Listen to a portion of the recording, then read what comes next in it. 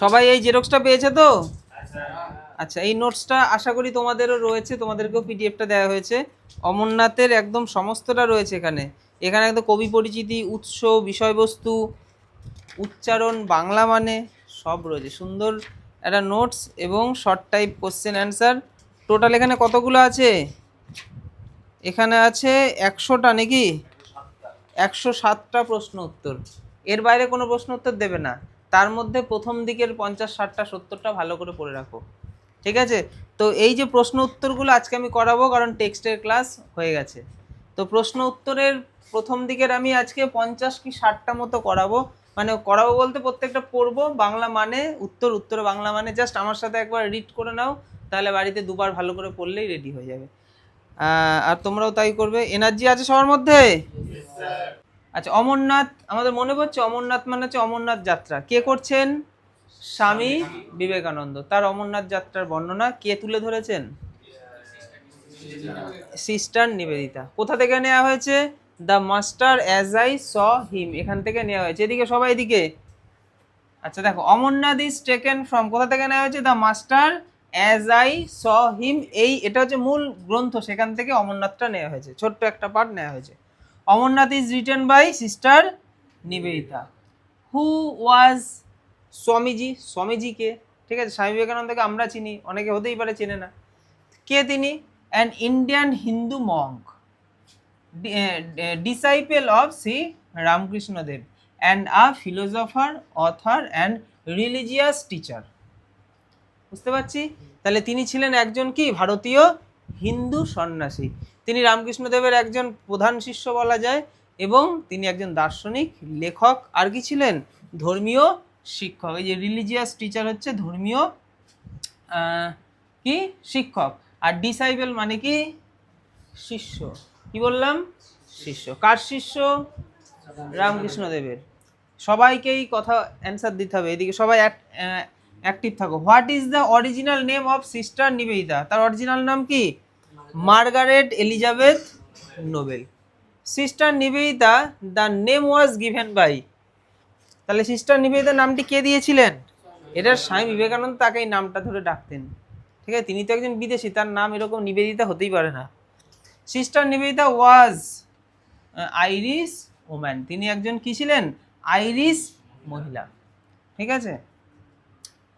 আচ্ছা, sister Nivedita met Swamiji in the year, কত সালে? 1895, 1895 in London. Sister Nivedita died on 13th October 1911 in Darjeeling. What is Amarnath? The holy cave of lord Shiva, ওখানে কোন ভগবান রয়েছেন? মহাদেব। আচ্ছা, which is the famous pilgrimage site? কাদের পিলগ্রিমেজ এটা? হিন্দুদের। আচ্ছা, আচ্ছা বল ইজ ইন, আচ্ছা আচ্ছা বল, আচ্ছা বল কোথায় অবস্থিত ছিল? অনন্তনাগে। আচ্ছা বল টেক্সটটা যারা তখন পড়েছে, এগুলো সব তাদের পরিচিত ওয়ার্ড হওয়া উচিত। হোয়েন ডিড, কেউ কথা বলবে না। When did Swamiji express his intention to visit Amarnath?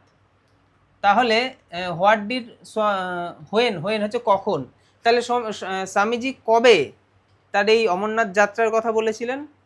কবে? On July 1898। What did Swamiji announce in the Mughal কি গার্ডেন্স অ্যাট আচ্ছা বল? আচ্ছা বলে মোগল গার্ডেনে স্বামীজি কি ঘোষণা করেছিলেন? ওই যে অমরনাথ যাবেন এই কথাটা তিনি ওইখানে ঘোষণা করেছিলেন, যে Swamiji announce his intention to visit the holy cave of Amarnath with the pilgrims. The master as I saw him was published in 1910, 1910। Swamiji left for pilgrimage on, ওই যে শুরু করেছিল, তীর্থযাত্রা শুরু করেছিল কবে, কত তারিখ? 27th জুলাই 1898। আমার সাথে সাথে বলতে হবে। Swamiji announce that he would take his daughter with him in the pilgrimage. হ্যাঁ, ডটার ইজ, ডটার মানে তিনি কাকে বলছেন? তার কন্যাকে? সিস্টার নিবেদিতা, তার হিজ স্পিরিচুয়াল ডটার, মানে এটা আধ্যাত্মিক কন্যা, তার নাম হচ্ছে নিবেদিতা। নিবেদিতাকে তিনি একজন মেয়ে হিসেবেই দেখতেন। In those weeks Kashmir was crowded with, ওই সময়টা, ওই সপ্তাহগুলোতে কাশ্মীর কিসে একদম ক্রাউড থাকতো, মানে ভিড় থাকতো কিসে? পিলগ্রিমস মানে তীর্থযাত্রীদের দ্বারা। পিলগ্রিম মানে তীর্থযাত্রী। Living Achabal, Swamiji, Nivedita and their group turned to, কোথায় চলে গেছিল আচ্ছাবল থেকে? ওই যে যাবে যখন তারা ঠিক করলো Islamabad for final arrangements. Islamabad থেকে ওখানে ফাইনাল অ্যারেঞ্জমেন্ট হবে, ওখান থেকে সবাই বেরোবে। How many pilgrims gathered for the pilgrimage, কতজন? 2 or 3,000 পিপল, এত পরিমাণ লোক একসাথে যাচ্ছিল। How was the ambience everywhere, মানে এভরিওয়ার মানে চারিপাশ মানে চারিদিকের পরিবেশটা কেমন ছিল? It was all very quiet, orderly and picturesque. এই যে পিকচার্স কিউ, এই ওয়ার্ডটা মানে দারুণ সুন্দর, একদম ছবির মতো, ঠিক আছে? কোয়াইট মানে শান্ত, অর্ডারলি মানে সুশৃঙ্খলভাবে সবাই সারিবদ্ধভাবে যাচ্ছে। When did the pilgrims leave the camp, তীর্থযাত্রীরা কোন সময় ক্যাম্প ছেড়ে বেরিয়ে পড়তেন? বিফোর ডন, ভোর হওয়ার আগেই। মানে তারা সন্ধ্যেবেলার দিকে, ওখানে তো আর লাইট ফাইট এরকম পাওয়া যাবে না, সন্ধ্যেবেলার দিকে সবাই তাঁবু খাটিয়ে ঘুমিয়ে পড়তো, এবার একদম ভোর হবে তার আগেই সব বেরিয়ে পড়তো। এত বড় যাত্রা, কোথাও ক্যাম্প হতো আবার এগোতো। What were sold in the temporary bazaar of the halting place, মনে আছে এই যে টেম্পোরারি বাজারগুলো বসতো বলেছিলাম? তাহলে কি কি নিয়ে বসতো? Dry fruits, milk, dals and rice, এই জিনিসগুলো নিয়ে, এই শুকনো খাবারগুলো নিয়ে সবাই বসতো। How did they open the shops at each halting place, তারা প্রতিটি থামার জায়গায় কিভাবে দোকান খুলতো?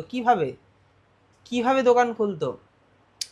খুব তাড়াতাড়ি, মানে হট করে দেখা গেল সবাই এই জায়গাটা বিশ্রামের জন্য রেডি, আবার বাজারও রেডি হয়ে গেছে, একদম র্যাপিডলি, দ্রুত।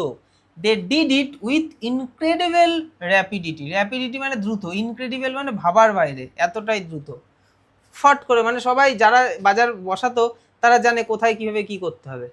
On one side there were the tents of, একদিকে কাদের তাঁবু ছিল? টেন্ট অফ দ্য তহসিলদার, কি বললাম?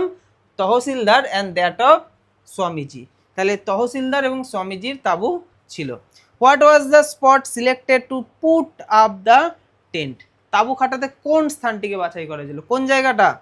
সাম advantageous spot for the lighting of the evening fire, মানে সন্ধ্যেবেলা আগুন জ্বালানোর সুবিধাজনক স্থান, মানে যেখানে আগুন জ্বালানো যাবে ঠিক ওই রকম জায়গা, মানে ওই রকম জায়গাতেই ক্যাম্প করা হতো, কারণ আগুন জ্বালানোটা খুব প্রয়োজন, ওটা বিভিন্ন ক্ষেত্রে হেল্প করে। আগুন বন্য পশুদের আক্রমণ থেকে রক্ষা করে, আলো দেয়, আবার ঠান্ডায় শরীরটাকে উষ্ণ রাখে, আগুন জ্বালাতেই হবে।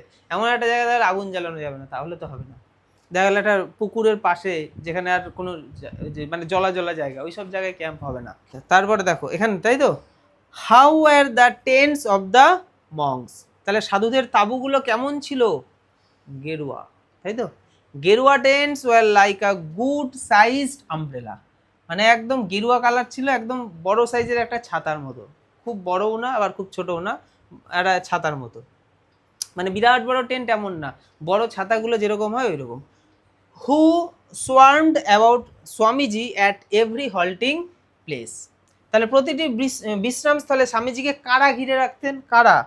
মোর learned monks of all the orders, মানে বিভিন্ন সম্প্রদায়ের জ্ঞানী সাধুরা তাকে ঘিরে বিভিন্ন প্রশ্ন করতো। স্বামীজি যেখানে টেন্ট খাটাতো সেখানে স্বামীজিকে নিয়ে মানে স্বামীজিকে তারা বিভিন্ন রকম প্রশ্ন করতো, জানতে চাইতো, আলোচনা, আমরা টেক্সটে পড়েছিলাম এগুলো। Why did the learned monks swarm about Swamiji, জ্ঞানী সাধুরা কেন স্বামীজিকে ঘিরে থাকতেন? They remained absorbed in conversation with Swamiji about Shiva, তাহলে তারা স্বামীজির সাথে ভগবান শিবকে নিয়ে আলোচনা করতেন, আলোচনায় মগ্ন থাকতেন। When did the learned monks remonstrate with Swamiji, জ্ঞানী সাধুরা কখন স্বামীজির কথায় প্রতিবাদ করতেন? When Swamiji occasionally due their attention to the mundane world, মানে কি, যখন স্বামীজি মাঝে মাঝে তাদের মনোযোগ, মানে সাধু সন্ন্যাসী তারা তো পার্থিব জগৎ নিয়ে কিছু ভাবে না, সংসার জগৎ, তাহলে মাঝে মধ্যে স্বামীজি পার্থিব জগতের দিকে তাদেরকে আকর্ষণ করতেন, মানে ওই দিকের আলোচনায় নিয়ে যাওয়ার চেষ্টা করতেন সাধু সন্ন্যাসীদের। Why was the soil of Punjab drenched with blood, পাঞ্জাবের মাটি কেন রক্তে কি ছিল? কি ছিল? ড্রেঞ্চ ছিল। ড্রেঞ্চ মানে কি? সিক্ত বা ভিজে ছিল। কেন?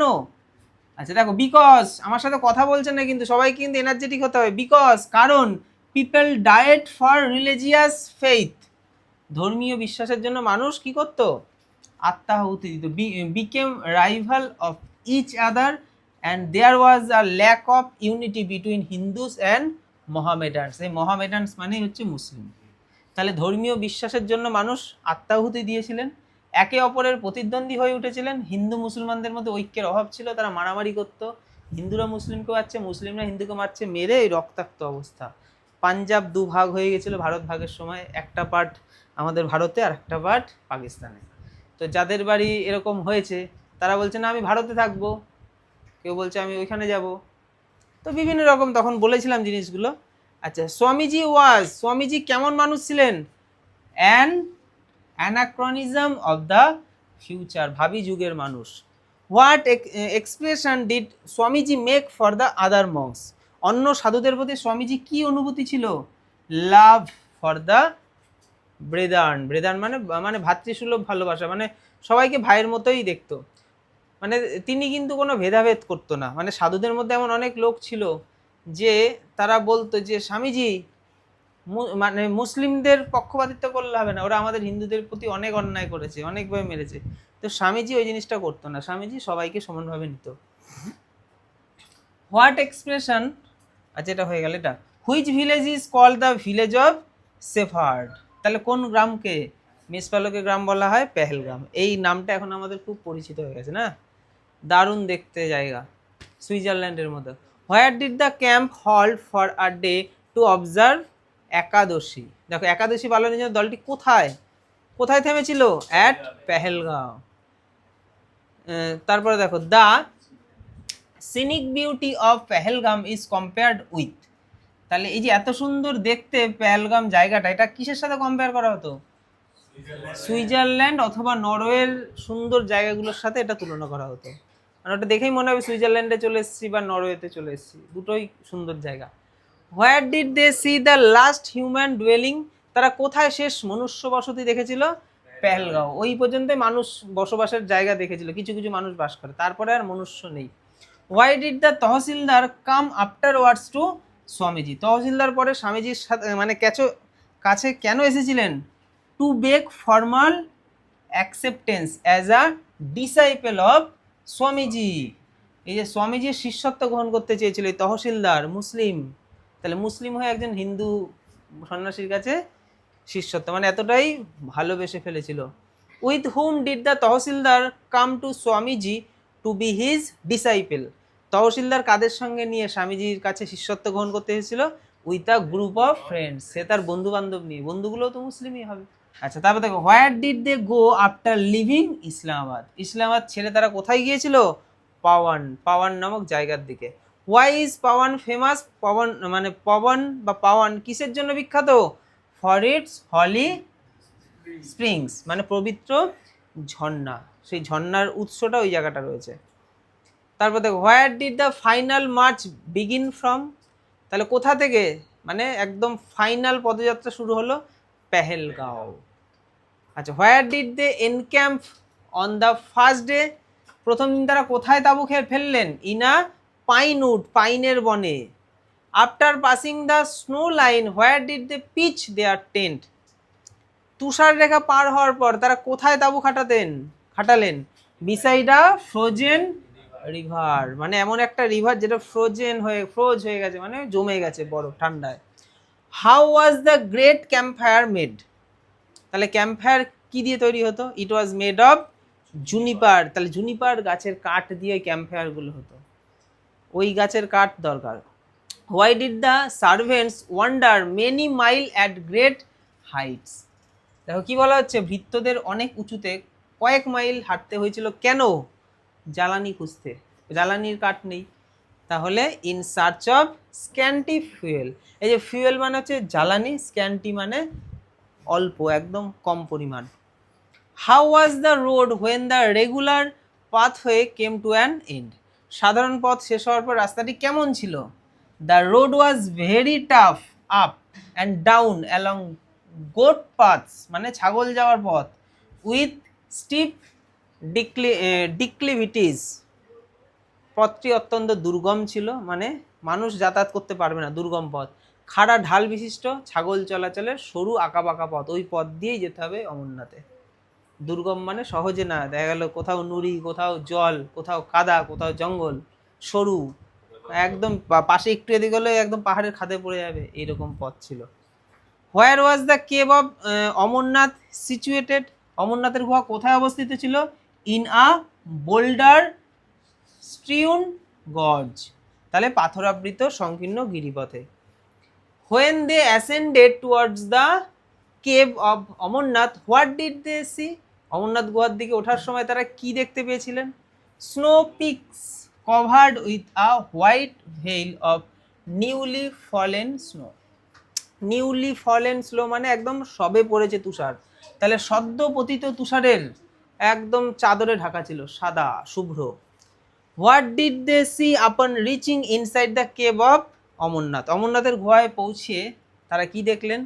দ্য গ্রেট আইস লিঙ্গাম, তাহলে তুষার লিঙ্গ, ওই যে লিঙ্গটা ছিল বরফের, অমরনাথে কেউ গেছে এখান থেকে? জানি, শুনেছি, ছবি দেখেছি। আচ্ছা, who first noticed this ice lingam in the cave, তাহলে কারা প্রথম এটা দেখেছিল, মানে গুহার মধ্যেই তুষারলিঙ্গ সর্বপ্রথম কারা দেখতে পেয়েছিল? সাম পিজেন্টস, এটা কথিত আছে, কৃষক আর কি ওই জায়গাটা, কারণ ওটা তো আর এমন না যে একটা রোড, হাই রোড, পাশ দিয়ে গাড়ি যায় দেখতেই পাচ্ছে, এরকম তো না, ওগুলো সব একই টাইপের পড়ে, ওগুলোর মধ্যে মেষপালক কৃষক ওই রকমই। আচ্ছা, when some peasants noticed this ice lingam in the cave, how did they react, কৃষকরা যখন তুষারলিঙ্গটি দেখে তাদের প্রতিক্রিয়া কেমন ছিল? দে ওয়্যার অস্ট্রাক, অস্ট্রাক মানে অভিভূত হয়ে যায় তারা, একদম এরকম তো কি বাবা, অদ্ভুত। সিং দ্য গ্রেট আইস, তারাই তারপর গেল এলাকায় গিয়ে গ্রামের লোকদের বলল, মানে এটা হয়তো ধরা হচ্ছে, এরকমটা হয়তো হয়েছিল, কারণ এটা তার কোথাও বইয়ে লেখা নেই বা ভিডিও করা নেই। সিং দ্য গ্রেট, কারণ ওই দুর্গম পথের ওইখানে মানুষ, ওইখানে যে অমরনাথের যে কেউ কি করে জানবে, ওখানে তো মানুষের যাতায়াতই নেই, থাকেও না, কি করে মানুষ জানলো? প্রথম কেউ না কেউ তো দেখছিল, মানুষের কোনো খেয়ে দিয়ে তো কাজ নেই, ওই রকম একটা জায়গায় যাবে যেখানে তো যেতেও কত কষ্ট। Seeing the great ice lingam, what did the awestruck peasants perceive, দেখো তুষারলিঙ্গটি দেখে অভিভূত কৃষকরা কি অনুভব করেছিল? The waiting presence of God, মানে ঈশ্বরের কি সাক্ষাৎ, মানে ভগবান এখানে রয়েছে এই মানে লিঙ্গের মধ্যে। What rites of the pilgrimage did Swamiji observe, তীর্থযাত্রায় কি কি নিয়ম স্বামীজি পালন করেছিলেন? He told his beads, kept fast and bath in the ice cold water of 5 streams, কি বলা হচ্ছে? তিনি জপমালা জপ করেন, উপবাস রাখেন এবং 5টি নদীর বরফ শীতল জলে স্নান করেন, মানে সমস্ত কিছু করেই ওই শুদ্ধ অবস্থায় ওই জায়গাটাতে পৌঁছেছিলেন। What was Swamiji's feeling upon entering into the cave, ওই কেভের মধ্যে প্রবেশের পর স্বামীজির ফিলিংস কেমন হয়েছিল? It seem to him as if Shiva was made visible before him, মানে তিনি যাওয়ার পর তার এটা ফিলিংস যে ভগবান আমার সাথে সাক্ষাৎ হয়ে গেল, মানে তিনি আর লিঙ্গ দেখতে পাচ্ছেন না, তিনি একটা স্বয়ং ভগবানকে দেখতে পাচ্ছে, মানে ভক্তের হৃদয়ে ভগবান, তুমি ভক্ত, তুমি যেভাবে দেখবে ভগবান তোমাকে তেমনভাবে দেখা দেবে, মানে তোমার যার মধ্যে ফিলিংস নেই সে তার কাছে ওটা ওরকম, আর যে খুব ফিল করবে তার কাছে জীবন্ত, এটা ভগবান হচ্ছে ভক্তের হৃদয়ে থাকে, ভক্ত যেভাবে চাইবে ভগবান সেভাবে আসবে। আচ্ছা, তারপরে what did Swamiji do in front of the ice lingam, তাহলে তুষার লিঙ্গের সামনে স্বামীজি কি করলেন? হি নেল্ট, নেল্ট মানে হাঁটু গেড়ে বসা, হি নেল্ট অ্যান্ড প্রস্ট্রেটেড 2 or 3 টাইমস, তাহলে 2-3 বার ভূমিষ্ঠ হয়ে প্রণাম করলেন, হাঁটু গেড়ে বসলেন।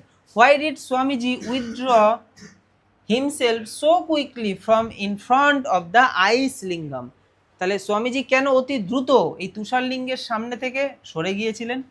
হি ওয়াজ অ্যাফ্রেড, তিনি ভয় পেয়েছিলেন, লেস্ট হিজ ইমোশন মাইট ওভারকাম হিম, মানে তার ইমোশন যেন তাকে একদম ধরে না ফেলে, তাই তিনি ওখান থেকে বেশিক্ষণ থাকেনি, নাহলে তো ইমোশনে পড়ে গেলে সমস্যা হয়ে যাবে।